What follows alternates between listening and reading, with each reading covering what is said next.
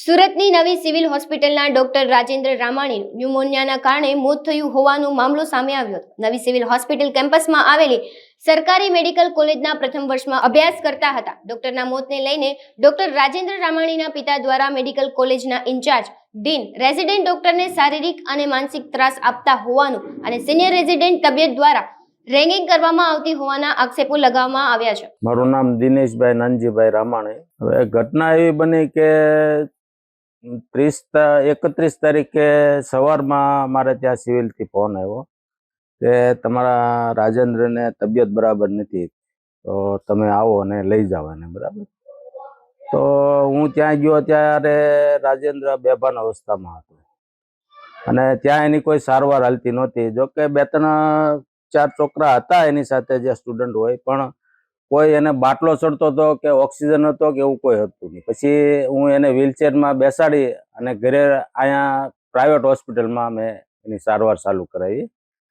જો પહેલાં આપણે બલર હોસ્પિટલમાં લઈ ગયા, ત્યાંથી રિપોર્ટ ને એવું બધું કરાવીને ત્યાંથી મને એવું જણાવ્યું કે આને ઓક્સિજનની જરૂર પડશે, એટલે હું એને પીપી સવાણી હોસ્પિટલમાં મેં એને એડમિટ કરાવ્યો અને ત્યાં એની સારવાર દરમિયાન મંગળવારે એમનું મોત। એની ઉપર અત્યાચાર એવો હતો કે એમને 48 કલાક કામ કરાવાતું અને ટાઈમસર જમવા ન દેવાતું।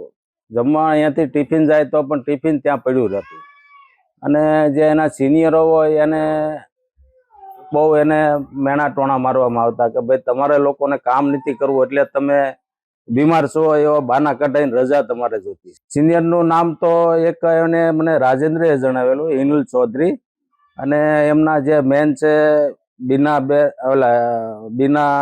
વૈદ, એમનું નામ એણે મને જણાવેલું। પહેલાં મને એણે એવું કીધું, ત્યારે 1-1.5 મહિના પહેલાં બીમાર પડ્યો ત્યારે હું એને અહીંયા લઈ આવ્યો હતો અને સારવાર કરાવી, પાછો ત્યાં ગયો ત્યારે મને એને એવું કીધું, એટલે મેં એને એવું કીધેલું કે હું ત્યાં આવીને એ લોકોને કહું, વાત કરું કે ભાઈ આવું તમે શું કામ કરો છો। તો મને રાજેન્દ્રએ એવું કીધેલું કે તમે ત્યાં પપ્પા આવશો તો મારું કેરિયર બગડશે, આગળ મને તકલીફ પડશે, એટલે તમારે ત્યાં નથી આવવું, એટલે મને જવા નહોતો દીધો। તો અમે તો બીજું નાના માણસો છીએ સાહેબ, બરાબર, એટલે અમારી એ જ માંગ છે કે ભાઈ આનો ઊંડાણપૂર્વક તપાસ થાય અને ન્યાય મળે। અને હું એક નાના વર્ગમાંથી તો મારી ઉપર મેં અત્યાર સુધી ભણાવ્યો તો 50 લાખ રૂપિયાનું દેવું થઈ ગયું। હવે મારે પણ આપઘાત કરવો પડે એવો સમય મારે છે અત્યારે। હવે મારે આ લેણું ક્યાંથી ચૂકવવું, દેવું જે થઈ ગયું છે કે મારે ચૂકવવું ક્યાંથી, એ મોટો પ્રશ્ન છે। જે મારો આધાર હતો તે હવે વયો ગયો છે।